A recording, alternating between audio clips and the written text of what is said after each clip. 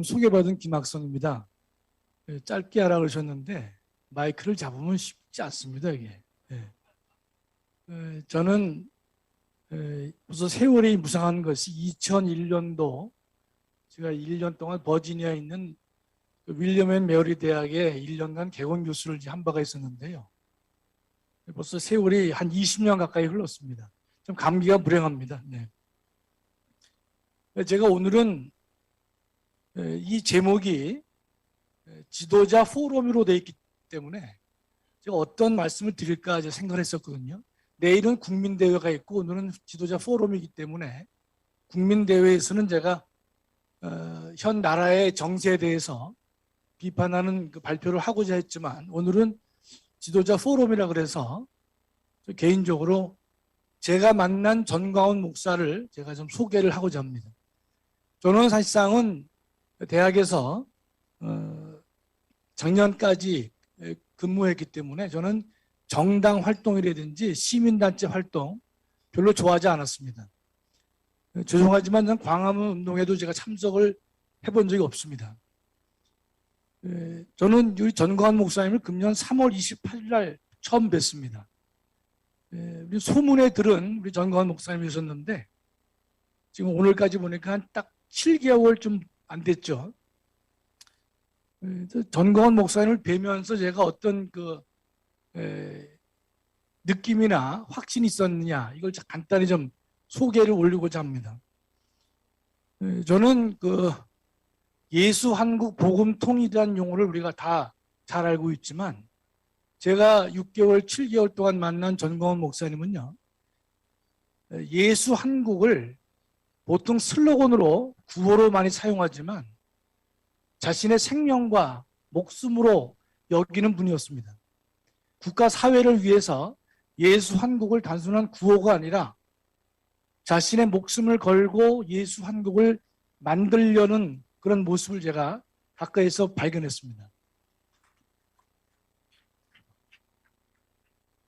저도 교회 장로이기 때문에 예수 한국이라는 말을 잘합니다.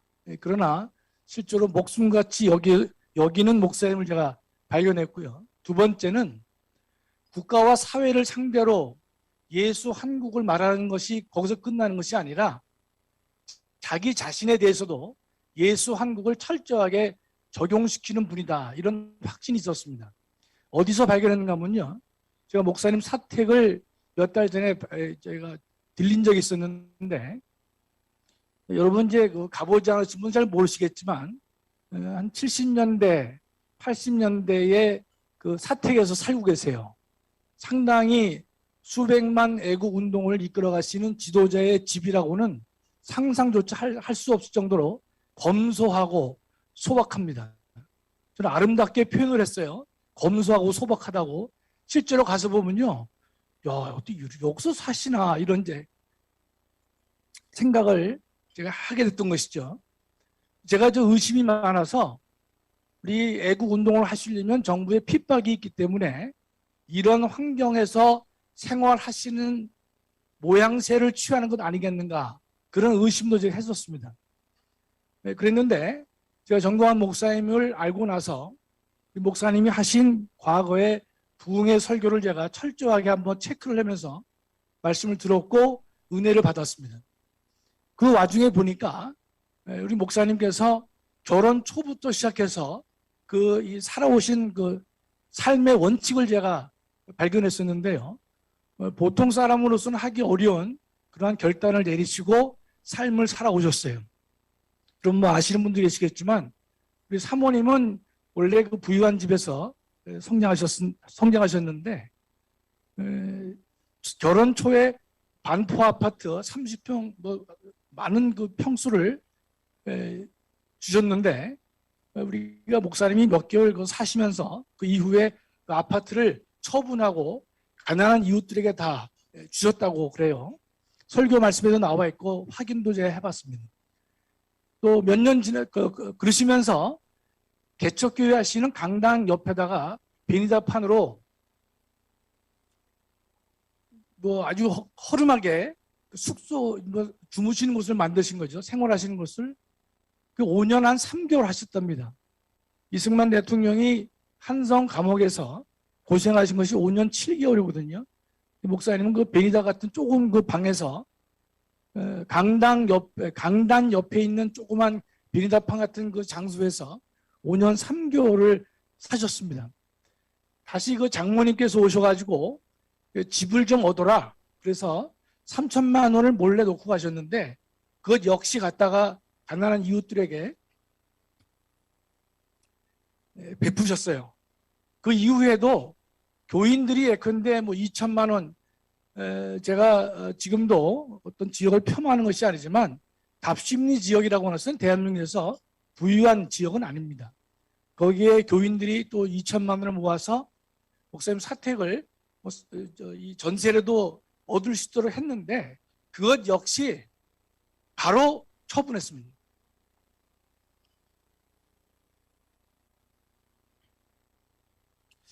그래서 그런 이후에 그것 말고도 뭐 자동차지 여러 가지 사건이 많이 있지만 제가 결혼 초부터 살아오신 배경을 보면서 지금의 전광훈 목사님이 지금의 삶을 그냥 사시는 게 아니라 결혼 초부터 지금까지, 물론 결혼 전에 목사님께서 17살에 성령세를 받으신 이후에 하나님의 종이 되기 위해서 헌신한 것은 말할 것도 없지만 지금까지 살아온 과정을 보면 보통 보통 사람들의 길을 걸은 것은 아니다, 이렇게 제가 확신하게 되는 것이죠.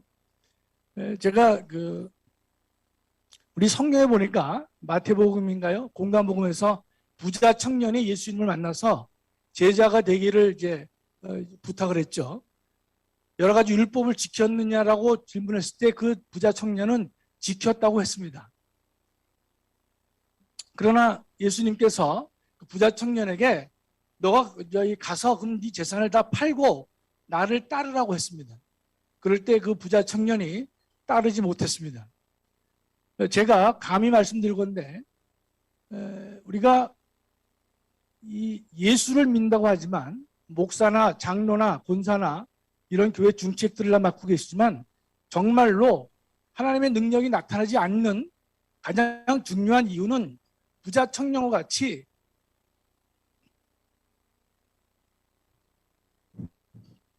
자신의 가진 것을 내려놓지 못하기 때문에 그렇다라고 저는 생각하고 있습니다. 저 자신도 모태신앙이지만은 믿음이 많이 부족하지만 내려놓지 못했기 때문에 저에게도 어떤 능력이 나타나지 않는 것이 아닌가. 전광훈 목사님은 7개월밖에 뵙지 못했지만 정말로 자신의 것을 내려놓는 삶을 본인 스스로 해왔기 때문에 하나님의 놀라운 능력이 그에게 같이 임한 것이다. 저는 이렇게 확신하고 있습니다.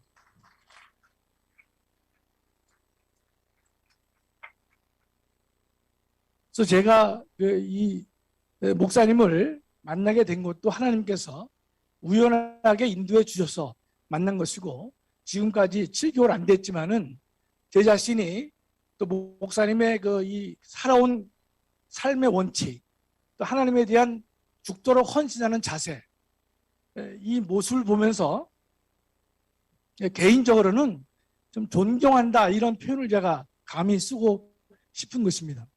저보다 목사님이 뭐 한 살 또는 2살 정도밖에 많지 않은 상황이신 것 같은데 우리가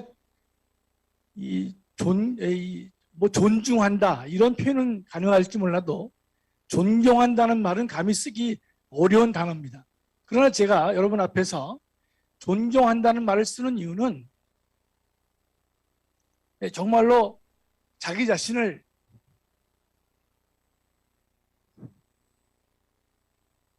주님께 온전히 드린 산 표본이기 때문에 그런 표현을 제가 감히 할 수 있다고 생각합니다. 저는 그래서 앞으로도 부족하지만 우리 목사님이 가시는 그 길, 그렇게 살아온 그 길을 저도 한번 본받아서 실천해 보고 싶은 것이고요.